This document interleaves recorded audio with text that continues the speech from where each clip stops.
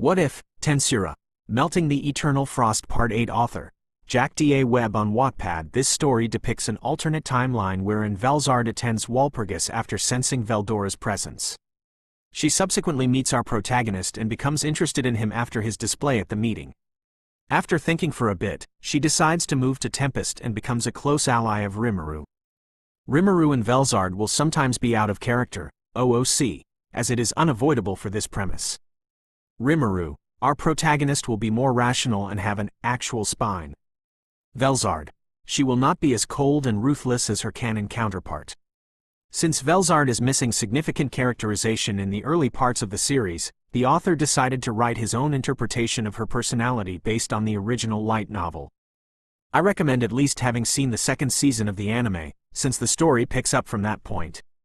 This fanfiction will follow the main story beats from the original light novel, though some arcs will be glossed over if there are very few changes to the canon events. Chapter 21, Glimpsing into Infinity. Rimuru's POV. The second round of the fighting tournament was about to commence, with the first match pitting Mazul against Masayuki. Watching from the stands, I leaned forward, intrigued yet dubious. Jinrai may have forfeited his match out of loyalty and respect for his party leader, but Mazul? That ruthless beast had no such attachment. This fight would not be handed over so easily. Masayuki had scraped by the last round purely because his skill had everyone practically fainting in admiration. I glanced at the sword strapped to Masayuki's side. He'd been carrying it the entire tournament, yet not once had he raised it. Honestly, I wasn't even sure he knew how to hold it properly. It might as well have been a prop for all the use it would be against someone like Mazul. "How do you think he'll get out of this, Rimu-kun?" Velzard asked, her eyes glinting with amusement. I paused, considering the endless possibilities. With that skill of his, anything could happen, and it would probably be something bizarre. Maybe his skill will make Mazul trip over his own feet or run headfirst into the wall, I replied, smirking at the image. Knowing Masayuki's luck, it could very well come to that.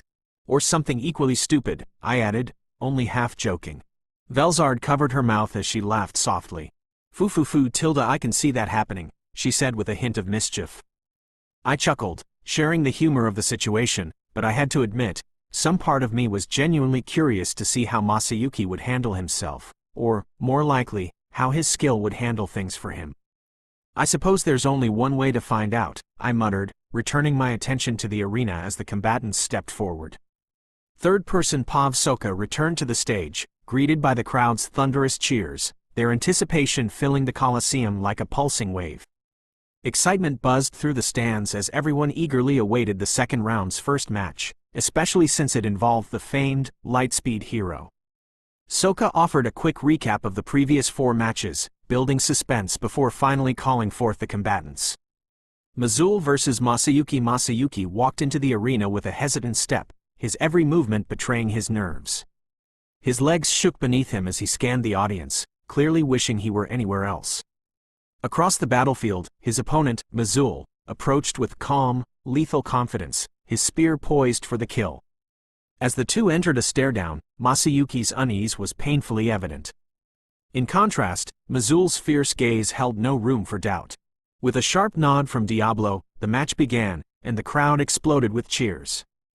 Mazul wasted no time. His figure blurred as he lunged forward, spear aimed directly at Masayuki's chest with deadly precision.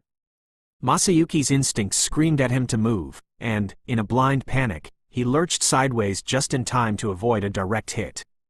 Mazul's momentum nearly carried him into the wall, but he skidded to a stop, narrowly avoiding a collision. Annoyance flickered across Mazul's face as he turned back, eyes narrowing at Masayuki, who looked close to fainting. The Lightspeed hero, renowned but clearly terrified, stood clutching his sword as though it might miraculously save him. Mazul's patience was gone, and he charged again, his spear cutting through the air like a razor. With nowhere to go, Masayuki's hands flew to his sword, and in desperation, he raised it, eyes squeezed shut. There was no form, no focus, just pure survival. Mazul's spear collided with Masayuki's weapon, generating a forceful shockwave that rattled the entire Colosseum. The crowd fell silent, dumbfounded. The decisive blow was somehow deflected, and as Masayuki opened his eyes, he, too, stared in disbelief. His sword, clutched so loosely, had halted Mazul's lethal strike. Mazul stepped back, his gaze now edged with something close to fear. Such power, Mazul thought, unnerved as the spectators regained their voices in explosive cheers. Masayuki's wide eyes darted to the sword in his hand as he realized his inexplicable advantage. Driven by the same lack of reason that had somehow kept him alive thus far, he threw caution aside. With a shaky breath, he charged Mazul with his sword, flailing it around in an unpredictable whirlwind. The bizarre tactic left Mazul momentarily stunned, and as Masayuki closed in, the crowd watched in disbelief. Eventually, his wild swing connected with Mazul, not even with the blade's edge, but with the blunt side of the sword. Yet, to everyone's astonishment, the impact was immense. Mazul's body was sent hurtling across the arena, crashing into the wall with a thunderous impact that left him unconscious. The arena erupted into deafening applause. Masayuki, panting and staring in confusion, was declared the winner as Diablo moved to heal Mazul and clear the battlefield. Cheers filled the air, and Masayuki's stunned expression gradually shifted to one of sheepish victory. Meanwhile, Rimuru and Velzard looked on in utter disbelief, struggling to process what they just witnessed. Winner, Masayuki Rimuru's POV just. What the hell was that? I knew Masayuki's skill helped get him out of tricky situations and rally his allies, but I never imagined it would grant him this kind of power. He barely put any effort into that swing. It looked like he was swatting at a fly. Yet somehow, it sent Mazul flying across the arena in one blow, ending the battle instantly. Similar to Xian's unique skill, Cook, Chosen One ensures the most favorable outcome for the user. However, unlike Xian, Masayuki has no control over the result, as his skill functions entirely passively. Plot armor as a skill. I had joked about it before, but it was proving itself real here. And it's troublesome, to say the least. Sure, Masayuki's an earnest guy with a good heart, but a skill like that in the wrong hands could be catastrophic. It would be wise to keep an eye on him. You never know when someone with that kind of luck could accidentally throw a wrench into your plans. Now, that was something. Masayuki's skill is quite powerful, I must say, Velzard remarked, her gaze fixed on the arena. Yeah, I replied, keeping my tone serious. I'll be watching him more closely from here on out. Letting someone run around with a skill like that unchecked could be dangerous. Velzard chuckled. I agree, she said, a glint of amusement in her eyes. You should make sure he doesn't become a detriment to your goals. Her words were light, but I could sense her understanding of the gravity of the situation. With a nod, I shifted my gaze back to the arena, where preparations for the next match were underway. Third-person Pav Soka returned to the stage, rallying the crowd with even more excitement as she introduced the next fighters. This time, the matchup was Gobta against Geld. It was a battle that, at first glance, seemed ludicrously unbalanced. But Gobta wasn't entirely defenseless, and he had a few tricks up his sleeve that could potentially turn the tide. After a brief pause, Diablo gave them the signal to begin, and the crowd erupted as the fighters took their stances. Gobta versus Geld. Gobta started strong, drawing his sword and unleashing a bolt of black lightning directly from the sheath. But Geld stood firm, easily tanking the blast with Guardian and multi-layer barrier, rendering the attack almost useless. Realizing he would need more power, Gobta grinned as he activated his trump card, his unique skill, Give Me Strength. In an instant, Ranga leapt from Gobta's shadow, and together, they began a fierce transformation. The shadows around Gobta swirled, merging him with his loyal companion in a frightening fusion that sent a collective gasp through the arena. Geld tensed, momentarily taken aback, but quickly rushed in with his cleaver raised. He closed the distance in seconds, but Gobta's transformation was completed just in time. What now stood in the arena was a gigantic, werewolf-like fusion of Gobta and Ranga, their combined power radiating in terrifying waves. Though he was usually fearless, Geld's expression shifted to one of caution. Even he had to admit the power standing before him was formidable. Not wasting any time, Gobta launched another bolt of black lightning directly at his opponent. Geld, however, activated predation, absorbing a portion of the attack. But the fusion's sheer speed caught him off guard as Gobta closed in, attempting a powerful strike with a massive paw. Geld countered swiftly, his cleaver blocking the blow in a clash that resounded throughout the arena. Determined not to relent, Geld activated corrosion, hoping to deal some damage, but Gobta anticipated the move, backing away just in time. Switching strategies, Gobta used body double to create 3 identical clones. The crowd roared as the 3 clones surrounded Geld, a tactic meant to keep the sturdy orc distracted while Gobta charged up another attack. Recalling Rimuru's recent spar with Veldora, Gobta prepared to replicate a move he'd observed with awe. Infusing his front paws with black lightning, Gobta began channeling energy until faint arcs crackled around him. As Geld struck down the clones in a swift motion, Gobta took his opportunity and shot forward, his speed amplified by shadow motion. He closed in on Geld with a powerful, surging punch. He had landed a black flash. Though far less potent than the version Rimuru or Veldora wielded, Gobta's rendition was still incredibly effective. The attack connected, and Geld was sent hurtling into the arena wall with tremendous force. The impact left cracks spidering through the stone and damaged Geld's armor visibly. Despite the blow, Geld staggered to his feet, his eyes filled with respect as he accepted his defeat with honor. As the crowd erupted into cheers, Diablo entered the arena to heal both fighters, ensuring they were in prime condition before sending them off.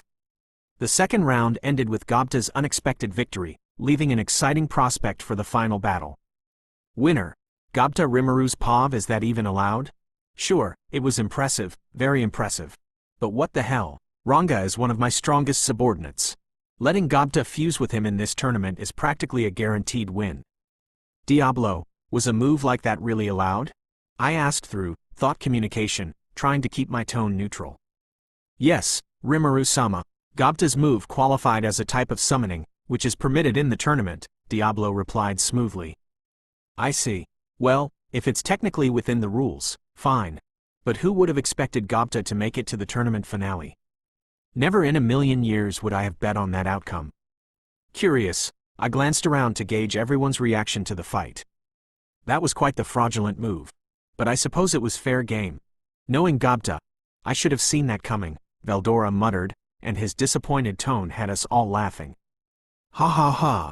Let's be honest, without Ranga, a match between Geld and Gobta wouldn't even be worth discussing, Benimaru joked, shaking his head. Hakuro gave a sinister grin. This just means his training will be much harsher from now on, he said, his tone becoming more severe. Before I could react, Milam zipped over, looking practically giddy. Oh, can I train those too? I see a lot of potential in their fusion ability, and I want to help them master it. She declared, her eyes sparkling. Benimaru blinked, taken aback. Milam-sama, you personally train Gobta and Ranga? He asked. With my training, they'll become an even stronger duo, Milam said with all the confidence in the world. We exchanged glances, barely holding back our smirks. I have no doubt they'll be exceptional under your guidance, Milam-sama, Hakuro added, his grin downright devilish. Oh no, Gobta and Ranga are so doomed. Hakuru's training is already brutal enough. Just imagine Milam's. I'll have to send those two my prayers. Fufufu I agree, Hakuro-san. If anyone can help them reach their potential, Milam-chan is the one, Velzard said warmly, and Milam's eyes lit up. Yosh! It's settled, then. I'll train those two in the dungeon to strengthen their skills, Milam declared, clenching her fist with determination. Velzard gave her a proud smile. Oh, by the way, why do you look like that, Auntie Velzard? Milam asked suddenly, tilting her head with a curious expression. Velzard's face reddened as she fumbled for a response while the rest of us tried to act like we hadn't heard. Well, I just wanted to try a new look, so I asked Rimuru-kun for a suggestion, Velzard admitted, her tone sheepish.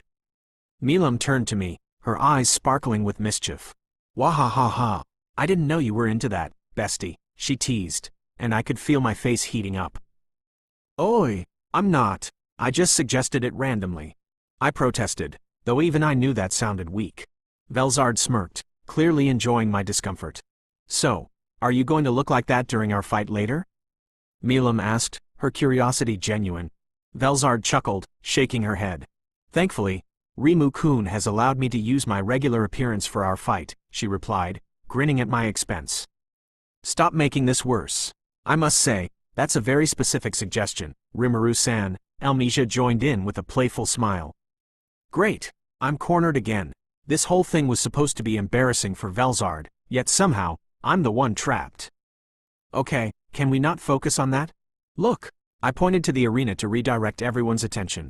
The final round is about to start. I shouted. Thankfully, my diversion worked, and everyone chuckled before turning back to the arena.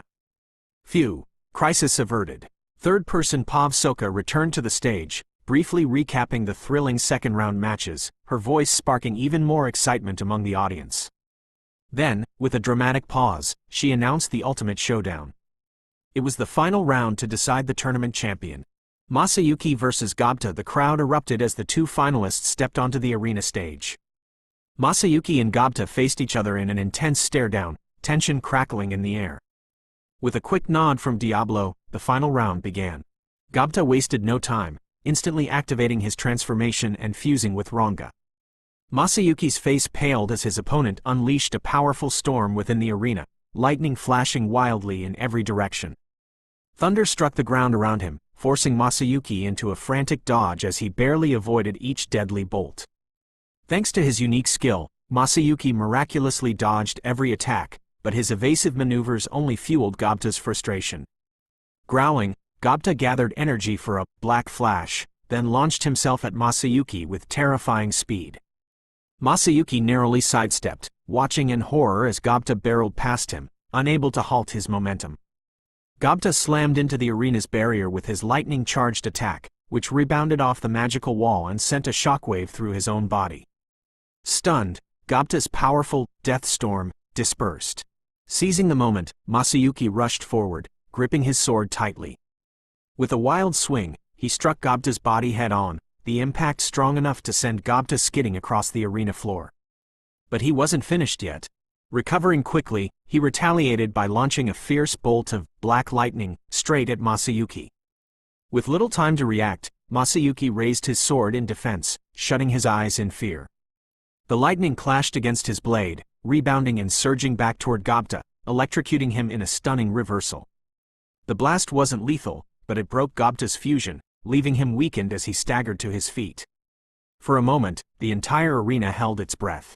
Then, after a beat of silence, the crowd exploded into the loudest cheer of the tournament, their applause thunderous. Diablo, calm as ever, stepped in to heal the battered combatants before guiding Gobta and Ranga off the stage. The tournament ended, and the lightspeed hero Masayuki was declared the champion. Champion, Masayuki Rimuru's Pav. Good grief. Masayuki and his skill are something else. So, with that last match, Masayuki is officially the champion of the Grand Tournament of Battle. As Soka wrapped up her closing remarks, I spread my wings and glided down to the stage. The crowd's attention shifted as I landed and walked to the podium, collecting myself for the closing address. I glanced at the cheering audience and then at Masayuki. I give you my utmost congratulations for becoming the champion of this tournament. Stand proud, Masayuki. You are strong. I praised him earnestly, tossing in a cheeky little reference. Masayuki chuckled, catching the hint, while the crowd chanted, Masayuki, Masayuki, Masayuki. Their voices roared in the Colosseum. Once everyone calmed down, I continued. As the tournament champion, you've officially gained the right to challenge me. The crowd's excitement reignited, and Masayuki's face paled. What will your answer be, Masayuki?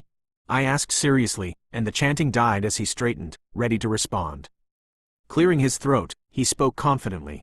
While I'm honored to have this right, I would like to humbly refuse. As a hero, my duty is to extinguish evil in this world. And judging from your actions throughout this festival, I can confidently state that you are not an evil being. Then, he gave a respectful bow, much to the audience's collective gasp. You have my greatest respect, Demon Lord Rimuru Tempest, he proclaimed. The crowd broke into applause, and I nodded back approvingly. Likewise, Masayuki, I replied, matching his tone of respect as the crowd applauded again. It looks like he followed our script perfectly. We'd crafted this moment together so he could respectfully refuse my challenge, keeping his reputation intact while his skill subtly worked its magic to build good rapport between me and the crowd. The plan worked flawlessly. Masayuki walked onto the stage to receive his reward. It was a sword-shaped trophy and a hefty 100 gold coins. He accepted them, then turned to the audience and bowed deeply, earning another round of applause. As he exited the stage, most spectators thought the event was over. But a surprise still awaited them. one that even I felt a little dread for. I glanced back at the VIP area, and Milam and Velzard were gone from their seats. It was time. Veldora flew down and landed beside me, his presence a reassuring anchor. "Everyone," I called out, my voice amplified over the crowd, which quickly settled. "I hope you all enjoyed the amazing battles today. But before we conclude, there's one more fight for you to witness." The crowd murmured with intrigue, and I could see the anticipation building in their eyes. As many of you know, the Frost Dragon herself, Velzard, recently decided to move to Tempest. After much consideration, she agreed to participate in the true finale of this tournament. I continued, and a collective gasp rose, echoing across the arena. "And her opponent will be..." I paused, letting the suspense build. "The Destroyer, Milam Nava." The crowd exploded, cheers shaking the Colosseum to its foundations. A moment later, a bright pink light streaked down from above, colliding with the arena floor in a dramatic, meteor-like descent. The impact carved out a crater as Milam emerged from the smoke, grinning fiercely. It was over the top, but very on brand for her. "Wahahahaha. It is I, a member of the OCTAGRAM and the Destroyer, Milam Nava," she announced, her voice booming as she struck a triumphant pose. The audience went wild at her entrance. By now, I'd lost count of how many times they'd erupted in applause, but Milam had them eating out of the palm of her hand. Then, ice and mist began to coalesce from the opposite side of the arena, blanketing the area in a thick frost. The temperature plummeted to a frigid chill as Velzard entered with graceful, powerful strides, her aura contained within the barrier but potent enough to send chills through the crowd. She'd reverted to her true form for this battle, her presence like a magnificent blizzard-given form. Even Veldora, a true dragon himself, seemed mildly affected. It was hard to believe the stunning woman I'd spent time with earlier was the same immense force now on the battlefield. "My name is Velzard, the Frost Dragon," she introduced herself, her voice as smooth and elegant as her steps. The crowd hushed, watching her every movement, captivated by her grace and power. The two combatants met at the center of the arena, locking eyes in a silent yet intense stare-down. All they needed now was my signal to begin. Wasting no time, I dismissed the stage that had been set in the arena before swiftly teleporting outside the barrier. Veldora, ever the quick ally, was right behind me. I immediately amplified the barrier with every defensive measure I had at my disposal. Skill nullification, multidimensional barrier, and frost magic were the primary layers holding the structure together. On top of that, I reinforced the defense with a slightly inferior version of Velzard's snow crystal, which added an extra layer of resilience. To ensure nothing could breach it, I enveloped the entire Colosseum within my imaginary space, keeping any collateral damage from spilling over into the outside world. The amount of magicules I was using was substantial. Maintaining such an extensive barrier required considerable energy. Thankfully, Veldora's constant flow of magicules through our soul corridor helped steady the drain, though I could feel the pressure mounting. I would run out of reserves before long if I weren't careful. If things escalated further, I might have no choice but to activate True Dragon Release for the first time. I took a deep breath, gathering my focus as I turned my attention to the audience. "What you're about to witness is a battle on a scale never before seen," I began, my voice amplified for everyone to hear. "Consider yourselves lucky to witness this clash. While our combatants won't be holding back their power entirely, you'll be granted a glimpse into infinity itself, the very essence of ultimate strength. Now, let the battle commence." Milam and Velzard circled each other, their gazes locked in a tense, almost predatory way. Their movements were fluid, like two apex predators sizing each other up. The Colosseum, once filled with excitement, fell into an unnatural silence. The tension was thick and suffocating, so dense that it seemed to stop time for a moment. After what felt like an eternity, they stopped, poised and ready. Milam's smile, wild and filled with anticipation, stretched wider as she clenched her fist. Then, without warning, she exploded off the ground, propelling herself toward her aunt with a force that shattered the ground she once stood on. The arena was bathed in a brilliant flash as Milam hurtled toward Velzard. It was the same punch she had used against me during our fight at Walpurgis. However, this time, it carried even more devastating force.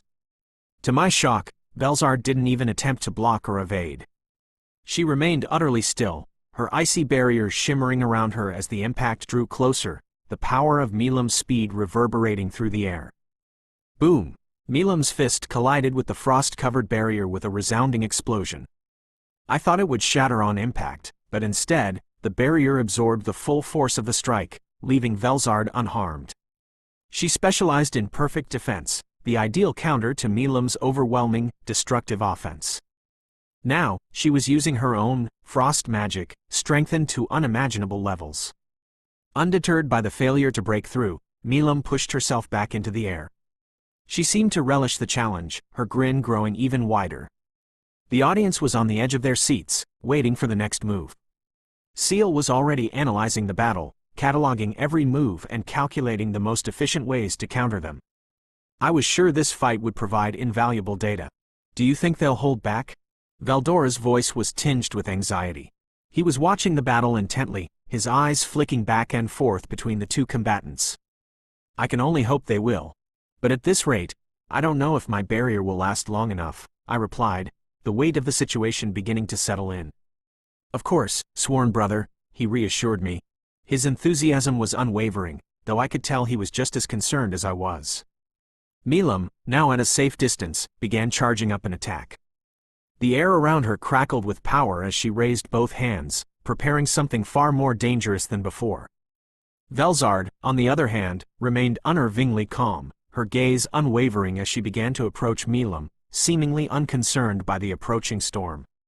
Drago Buster, Milam bellowed, unleashing the destructive force she had been building. Beams of pure, concentrated energy shot out from her palms, filling the air with light so intense that it was nearly impossible to see.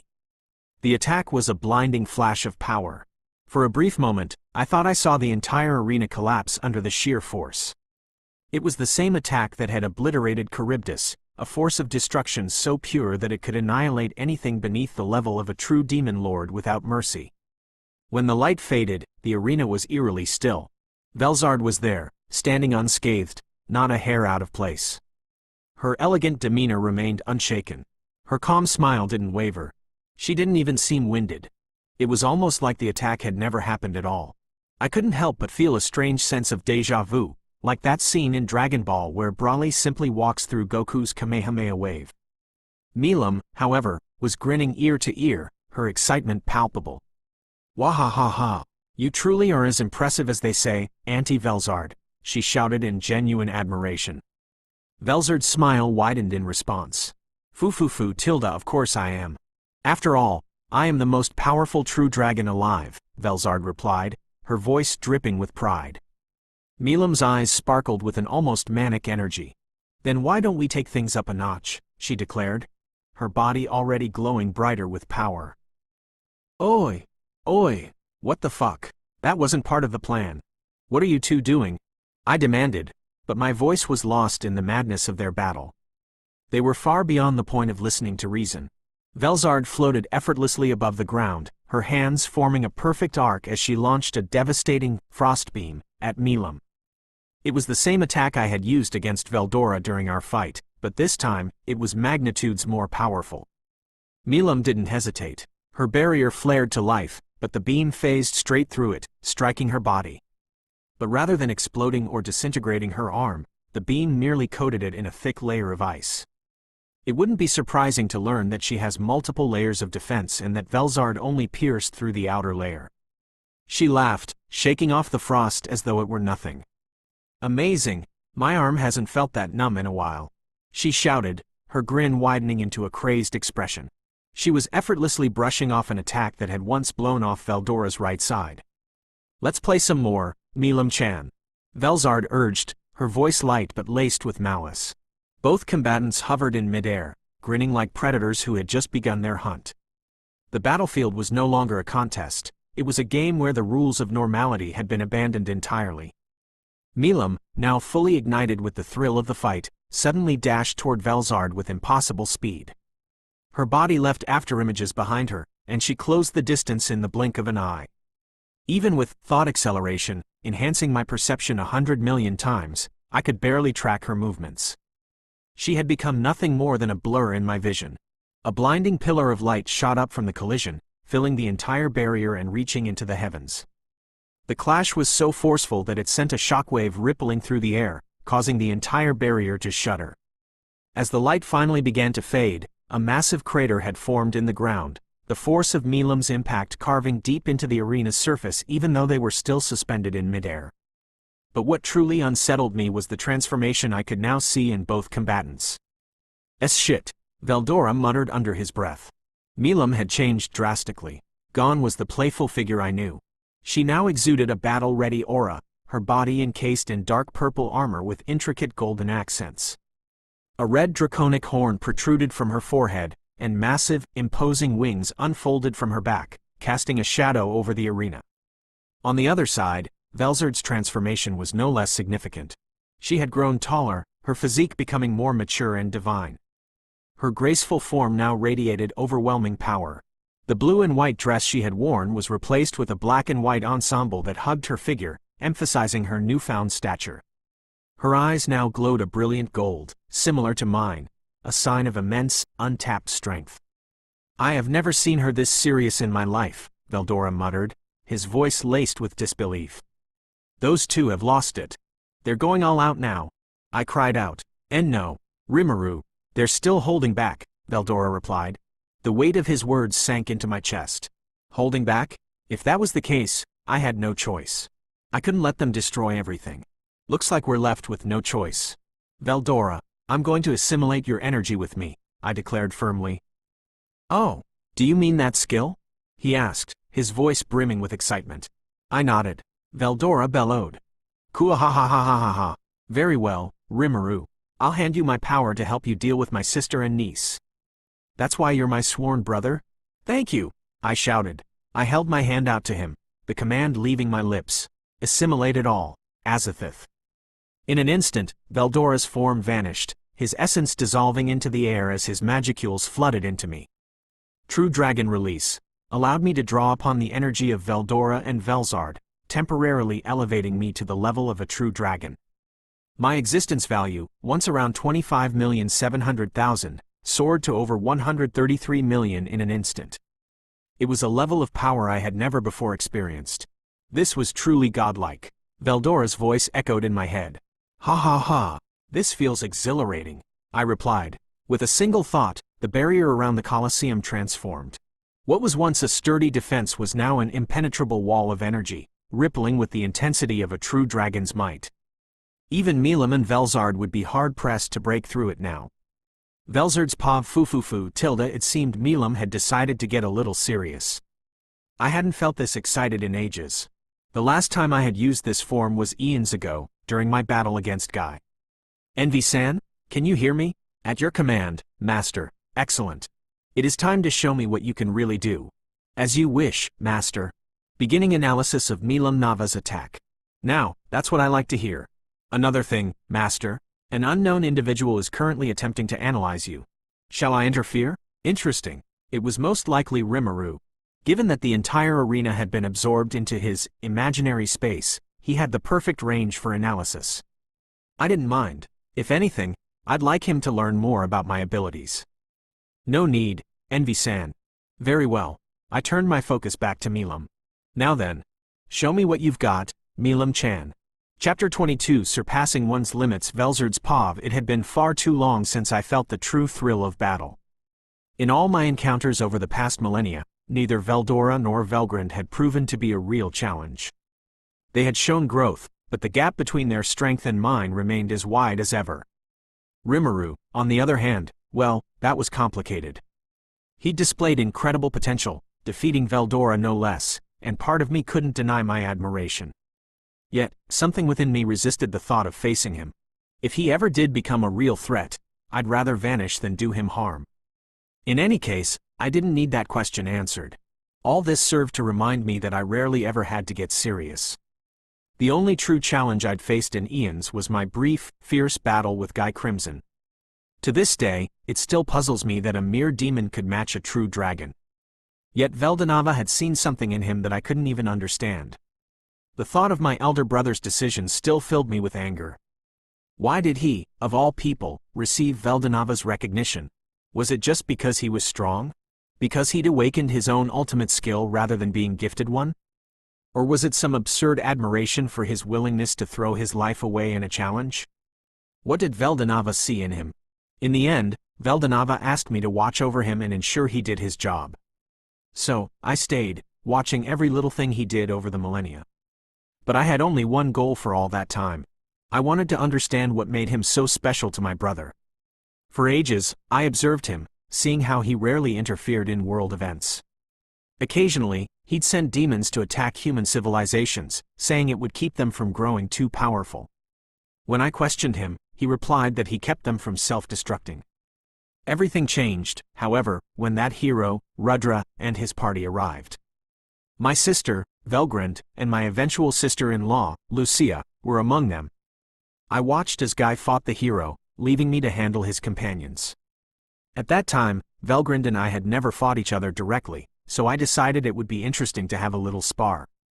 She was powerful, but she lacked the experience to pose any real threat. Meanwhile, Lucia spent the entire battle supporting her brother and Velgrand with healing and barriers. Guy and Rudra's clash ended in a stalemate, and I was impressed. This human was keeping pace with someone strong enough to match me. Rudra was a former student of my brother, so I suppose it made sense. He even carried the sword, Diva, one of my brother's most prized weapons.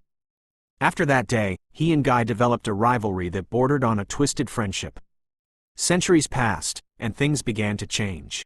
Rudra and Guy's rivalry evolved into something dangerous. They split the cardinal world between them, rallying it into two warring sides. Guy united the demon lords under him, and Rudra created an empire, uniting the entire eastern sector with Velgrand's unwavering support. Her affection for him only blinded her, trapping her in her own delusions. I wanted no part of their childish, destructive game. And though I never discovered the cause, Rudra seemed wrong somehow, like his mind was fraying over time. Maybe the repeated reincarnations eroded his soul, or maybe his humanity was slipping away. Yet, Guy didn't seem to care. Instead of fulfilling his duty, he continued this pointless game. The sheer arrogance of it all filled me with nothing but rage. Notice, Master's emotions are leaking strongly. Desire fulfillment is now applicable. Would you like to use it, yes or no? Ah, pardon my inner outrage, Envy-san. I was only thinking about some red-haired bastard. But that is very intriguing. Desire fulfillment, huh? Under the right circumstances, Master's desires can be satisfied through their envious feelings. Tilda, is that so? Then, my one desire is power. Thinking about that idiot for too long brought back some bitter feelings. I desire the power to give him a piece of my mind the next time I see him. I desire the power to end our millennia-long stalemate. I desire the power to overwhelm him without giving it my all. Understood, Master. Activating desire empowerment. A surge of energy ignited within me, an overwhelming flood that made my existence feel like it was expanding. My magicule count soared to levels I'd never felt before. For as long as I could remember, Veldora had surpassed me in existence value, a fact I'd always found quietly irritating. Now, for the first time, I could feel my power rivaling even his. I didn't know exactly what my skill was planning, but I could sense that this was something beyond a temporary boost. Notice, sufficient energy levels acquired. Commencing skill evolution. What? Petition to evolve the unique skill, Envy, to the voice of the world. Sacrificing energy and expense. Is this happening now? I just reached a level of power higher than ever before, and now I could feel it draining, my magicule levels beginning to drop. If I had to guess, my existence value had probably spiked to around 110 million before the evolution started, but now it was ebbing as energy was drawn away. Then again, if it means I'll awaken an ultimate skill, it's a fair exchange. Greater than fuahahaha, fuahahaha. A shockwave of satisfaction hit me, a euphoric rush as I realized what had just occurred. I couldn't help the laughter that bubbled up from within. My energy may have dropped, likely by around 15 million EP, but it was more than worth it. I had done it. I had awakened an ultimate skill of my own accord. And it's far simpler than I could have imagined. Skills are born from the deepest desires of their user. I hadn't been able to awaken one before because, well, I hadn't felt the need to. By all accounts, we true dragons don't need ultimate skills because our power alone was ultimate enough. However, things were different now. Once I was done playing with Milam, I would pay that smug demon a visit. Greetings, Master. I am Leviathan, the Lord of Envy. It is my pleasure to serve you and fulfill your every desire. Tilde? You sound much more fluent now, don't you? It is thanks to Master's strong desires and my evolution. Tilde, then just call me Velzard. As you wish, Velzard-sama. So, what new things can you do? My analytical and computational capabilities have drastically improved. I have also gained several new sub-skills as a result of my evolution. Here is a list: all of creation, alteration, analytical appraisal, desire enhancement, the evolved version of desire empowerment. It allows the user to convert their envy into energy. If the user's desires are intense enough, they can temporarily double their power. Precise replication, the evolved version of imitate. It allows the user to create precise copies of abilities after analysis. This skill is limited to abilities of the same caliber. If used on a higher level skill or ability, a degenerate copy is made instead. Outcome manipulation, the evolved version of desire fulfillment. It allows the user to manipulate the outcome of an event. This skill's effectiveness depends on the intensity of the user's desire. Thought acceleration. I hope to be of good use to you, Velzard-sama. I marveled at the list. It was expected of a deadly sin ultimate skill. This is beyond incredible. I look forward to working with you, Leviathan-san. Likewise, Velzard-sama. Now then, how's that analysis on Milam's attack? While analyzing Stardust or Star Magic is proving challenging, it is now possible to devise effective countermeasures. Excellent work, Leviathan-san. Thank you, Velzard-sama. With Leviathan's assistance, my perception expanded. Time slowed to a crawl as Milam's incoming fist approached, each millisecond stretched out in exquisite detail. It was as though I could sense the very threads of fate connecting every movement, each one now something I could subtly shift. The effects of thought acceleration had become even more powerful, speeding up my perception until Milam's punch appeared to move at a fraction of its actual speed. That thrill I'd been seeking for so long had returned. Activating reverse acceleration, interesting. I suppose that's one of the countermeasures you spoke of? Yes. It is a superior defense compared to your snow crystal, although it isn't exactly a barrier. No way. By changing the parameters of deceleration, it is possible to manipulate the vectors of an opponent's movements. Meaning, if a target were to attempt to move towards you, they would instead get sent in the opposite direction. The harder the opponent forces move in their initial direction, the stronger the opposing force will be. Interesting. So it's more or less a form of vector manipulation, huh? Precisely. At that moment, I realized the depth of my technique. My sister's acceleration and my deceleration aren't exact opposites. No, they complement each other. By decelerating an object in the opposite direction, I can achieve a similar effect to Velgrin's abilities. Milam's fist surged toward me, but her momentum came to an abrupt halt midair before reversing with a violent force. She hurtled back, crashing against the arena's barrier with a thunderous impact that echoed throughout. Though unscathed, her wide-eyed confusion was unmistakable. Tilde, so this countermeasure is indeed effective against her relentless attacks. Since nullifying Milam's devastating stardust is nearly impossible, redirecting it seems to be the best approach. Leviathan has crafted a clever defense. I couldn't help but smirk as I landed a short distance away, facing her. Wahahaha. I don't know what you did, but that was amazing, Auntie. Milam shouted, her excitement undeniable. Tilde? Something wrong, Milam-chan? I teased, watching her devilish grin widen. Not at all, Auntie. Let's keep playing, she declared, launching herself toward me again, only to be thrown backward as reverse acceleration activated, sending her back into the barrier. A smirk crept onto my face. This will be interesting. Ooh, what is this? Milam muttered, examining herself with a bewildered look. Tilde, clever girl, I murmured, watching her analyze the situation. Eventually, she began moving forward by forcing herself to advance in the opposite direction, a detail that impressed me.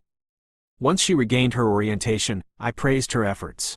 Excellent work, Milam-chan, I said, genuinely admiring her adaptability. She grinned, her eyes glinting with pride. Such tricks won't work on me forever, Auntie, she declared. Then, let's have no tricks, just our strength. I replied as I shifted into a ready stance, meeting her eager gaze. Deactivating reverse acceleration sent her barreling toward me, where she promptly regained her footing and closed the distance in a flash. With a sidestep, I evaded her incoming fist, delivering a counterkick to her side. As she flew back, I activated the technique again, sending her flying further in the opposite direction, but she quickly stabilized midair. Milam laughed as she charged another powerful attack, clasping her hands and releasing a wild flare of energy. Above us, dozens of pink and blue meteor-like objects materialized, each shimmering with dangerous brilliance. Milam thrust her hands forward. "Drago meteor," she bellowed. The projectiles descended like a deadly rain. I activated reverse acceleration, but it still couldn't handle every meteor. I switched to snow crystal to absorb those that slipped through, marveling briefly at Milam's destructive prowess. Amid the chaos, a thought surfaced. Milam couldn't move in suspended world at Walpurgis, yet something tells me she'll adapt now. As the last meteor hit, she dashed toward me, and I activated time stop. "That trick won't work on me again," she screamed, catching me off guard. "What?" My eyes widened as Milam continued her approach, unaffected, her speed relentless. She swung, her punch shattering my barrier instantly. I instinctively raised my hand, intercepting her fist, and the impact released a shockwave across the battlefield.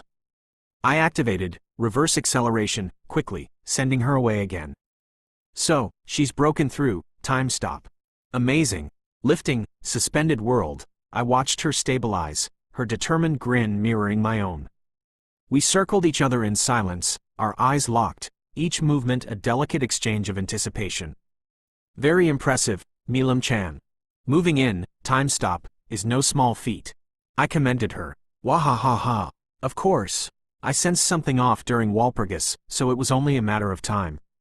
She boasted proudly. She had already sensed it then. Huh? As expected of Veldonava's daughter. Her raw power is astounding, though still unrefined.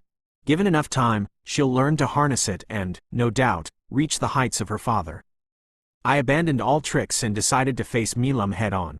Judging by her stance, she had the same intent. We met in a blur, crossing the battlefield in a single breath before our fists collided. The impact unleashed a shockwave that rippled through the barrier, shaking the very air within. Hand-to-hand combat wasn't my usual choice, as I had always relied on skills and magic to decimate opponents from a distance. Yet here, in the heat of this battle, I felt alive, my muscle memory honed over thousands of years, responding instinctively to every move. Milam, on the other hand, lacked refined technique but made up for it with ferocity and intuition, her power raw and wild. She barreled forward with relentless force, her movements more instinctual than skilled, yet somehow keeping pace with me through sheer might. Each strike carried the weight to raise mountains and shift seas. Blows infused with pure, devastating magic collided as we fought, our punches and kicks holding the potential to shatter continents and obliterate anyone less resilient than a true dragon. In that instant, nothing existed outside our clash. Our fight was the only reality, the sheer thrill of facing someone on equal ground consuming us both. "How's this, Auntie Velzard?" Milam roared, her voice alive with exhilaration as our blows met, creating a shockwave that resonated through the arena. "Amazing, Milam-chan. It's been too long since I've felt this pushed." I called back, my voice mirroring her exhilaration, a grin pulling at my lips. As our fists and kicks met with increasing speed, the rhythm of our movements began to change, slipping into something like a dance. The sheer intensity faded into a smooth, almost hypnotic flow. Our moves synchronized, each dodge, every parry, and counterattack meshing seamlessly with the other's movements. We might look like two forces locked in a godly clash to the untrained eye. But to anyone who could see deeper, we looked like twin forces of nature, colliding and recoiling in a perfect, boundless rhythm. The shockwaves that once seemed cataclysmic now felt like gentle gusts, brushing past as we continued our unbroken flow. For the first time in millennia, I had entered a flow state, my entire being resonating with the rhythm of battle. The ground beneath us trembled, yet I felt as light as air. This was no grudge match, no desperate struggle for survival. Milam and I were like two friends on a mountaintop, relishing the purity of the challenge with nothing at stake except the thrill of the moment. Hit, dodge, parry, repeat. Our blows became a heartbeat, a rhythm beyond conscious thought. The clash of our strengths became so repetitive that my mind let it fade to a hum in the background. We were moving at speeds unimaginable to most, yet to us, time seemed to stretch, and each movement became deliberate and measured. From our perspective, we moved in near-perfect synchronicity, our figures gliding across the battlefield, giving and taking with mutual respect. I felt each strike, dodge, and parry as naturally as breathing. The lines between attack and defense blurred, and we flowed through the motions effortlessly. I almost felt Milam's elation radiating with each strike, mirroring my own. Beyond the barrier, the world fell away, irrelevant to this space we carved for ourselves. We were blurs of motion, shockwaves battering the air in a relentless symphony of force that rebounded around the arena. The sound, the weight, and the sheer might mattered little to us. In this state, I could savor each second and push my limits without restraint. For this rare moment, we were simply two kindred spirits, locked in a challenge that transcended words or reason, letting the thrill of the battle carry us forward. I intended to make the absolute most of this precious, fleeting experience, drawing out every heartbeat in this dance of power. Rimuru's Pav, what in the world is going on? Those two have completely lost it. And they're still holding back? I gritted my teeth, watching their shockwaves hammer against the barrier. I'm glad it's holding up, thanks to Veldora's energy. However, if they keep escalating like this, I might have to step in before they tear everything apart. At least for now, the barrier's stable, so I can afford to focus on other things. There was a sudden spike in Velzard's energy earlier. It flared so intensely, only to dip just as quickly, and since then, her aura feels different. She's exuding fierce confidence, even putting Milam on the back foot. I was too focused on maintaining the barrier to ask Seal, but now it seems like the right moment. Seal, what happened with Velzard earlier? Well, depending on how you see it, it's quite intriguing. Velzard has awakened an ultimate skill amid the battle. Seriously? Right here, right now? It sounds ridiculous, but something in Ciel's tone tells me she's earnest. Then again, I should have expected as much. For a true dragon, awakening an ultimate skill mid-battle might just be another Tuesday. That means she has two ultimate skills now. Just like me. There is good news, though. Since the start of their battle, I've been analyzing Velzard and Milam's abilities. My analysis has yielded some incredible findings. Would you like to hear them? Ha ha ha. As expected of you, Ciel. But before anything, can this barrier actually hold? Rest assured, Rimuru-sama. Unless they utilize turn null, the barrier will remain intact. Alright then, go on, I'm all ears. First, you can now use time stop, EHHH. Indeed, while Azathoth already possessed space-time domination, time stop was inaccessible until analyzed. I completed the necessary analysis during the brief window when Velzard used the ability. That's incredible, Ciel, you're always on top of things. Thank you, Rimuru-sama. There's more. I've completed the analysis of Milam's abilities as well. While replicating them perfectly is still out of reach, there are two key points. Star magic is Veldonava's true dragon magic, passed down to Milam as his heir. This magic relies on a unique substance called stardust, which possesses unparalleled destructive power, second only to turn null. While we don't fully understand how Milam generates it, I've devised a similar magic. I can also implement countermeasures to defend against it. That's a lot to process. So, you're saying I can now fight evenly with Milam? All things considered, yes. Additionally, with this information, I've created the ultimate skill, Lord of the Stars, Velda. Wait. You can't just drop that on me casually. And why is the name incomplete? I'd expect it to follow the same trend as the other true dragon skills. It is named as such because it permits only a lesser form of star magic that uses star ash rather than stardust. This magic is known as stellar magic, which, for all intents and purposes, is the same as Milam's version but uses a less potent substance. Star ash? Star ash is a synthetic variant of stardust, which I developed. I see. And what sub-skills does Velda possess? These are Velda's sub-skills. Stellar nuclear reactor is an internal power furnace that allows the user the power to absorb magicules from their surroundings and fuse them with their own energy to create star ash. Stellar magic grants total control over the manipulation of star ash. While Velda is a formidable skill, I suggest keeping it sealed in the skill storage for now. Future modifications may improve its potency. I agree.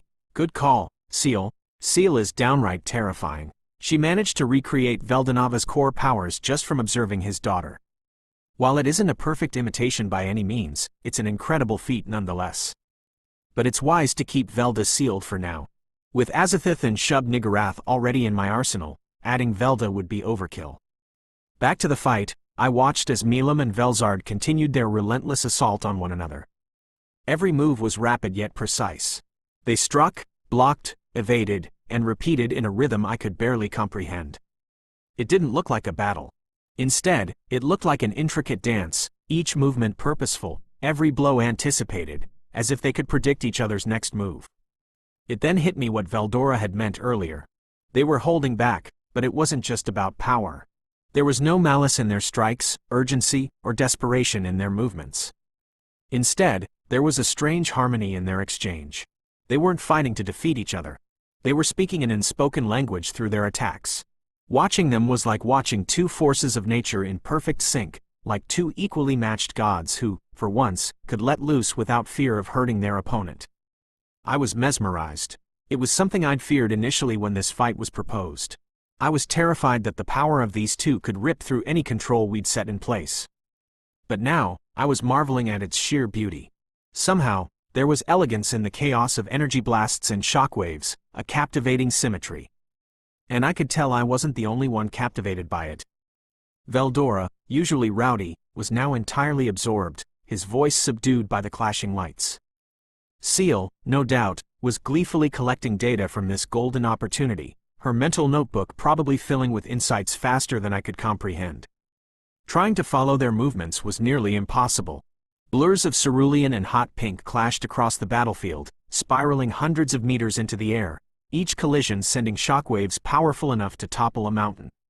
It was a deadly light show, with beams and energy surges weaving through the barrier in bursts of radiant color as their magic struggled for dominance.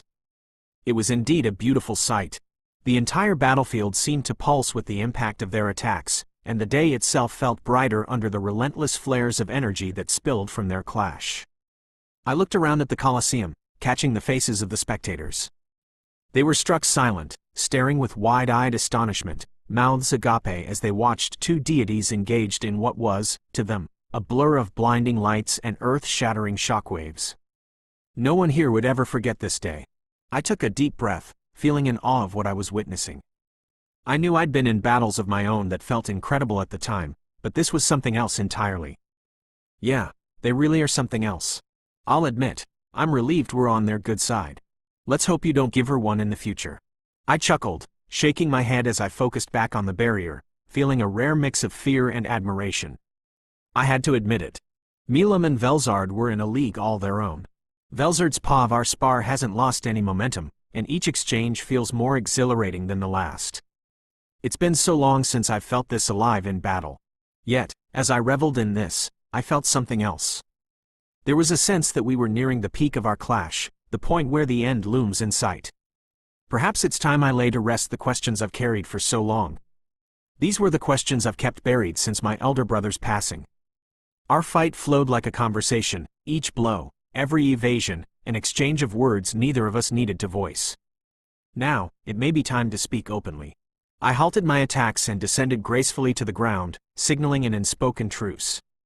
Milam quickly followed, her eyes bright with energy, though a hint of curiosity had crept in as she tilted her head. "Auntie?" she asked, her usual cheer softened with a note of concern. Before we continue, I began, my voice quiet, a twinge of hesitation rising unexpectedly. "There's something I'd like to ask you," I continued, and she tilted her head, puzzled. "What is it?" she asked. There was so much I wanted to say, yet the words caught in my throat, heavy and painful. Before I could muster the courage to speak, I activated Time Stop, suspending the world around us in a silent pocket of stillness. Only Rimuru and Veldora would remain aware, but that didn't matter. I didn't want our moment to be misunderstood by the spectators. "Auntie?" Milam called to me again, her voice soft yet tinged with worry. The question was right there, but somehow, asking it felt insurmountable. I could feel my chest tighten, emotions from centuries ago resurfacing like fresh wounds. The very thought of her answer terrified me. After a deep breath, I forced the words out, my voice barely above a whisper. "Do you resent me?" I finally muttered. Her eyes widened slightly as the question registered, and she seemed momentarily lost, like the very idea had never even crossed her mind. How could I expect her to understand? She was only a child when it happened, yet that was part of the burden. She had been my brother's child, alone in a world without anyone. I swallowed, guilt clawing at me. When you lost your parents, when my elder brother died. I wasn't there. I wasn't there to protect you or to guide you. Don't you feel any anger over that? That I left you alone? I continued, my voice leaking more of my regret. Milam's expression softened, her initial confusion fading into something far more vulnerable. She took a few steps forward, her gaze turning inward as if searching through memories best left undisturbed. When she finally met my eyes again, she wore a small, sad smile. "Those things that happened, they weren't your fault, Auntie. You knew my father far longer than I ever did. His death must have hurt you too. Maybe even more than it hurt me," she said quietly, and I felt a wave of shock. She understood. Despite everything, despite the pain, she understood. But I tried to object, to explain, but she cut me off with a gentle yet firm look. "I've always wanted to spend time with you," she said, her voice steady, eyes clear. "With Uncle Veldora, with Auntie Velgrand.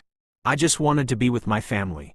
When I first got to fight Uncle Veldora, it was the most fun I'd had since meeting my bestie, Rimuru.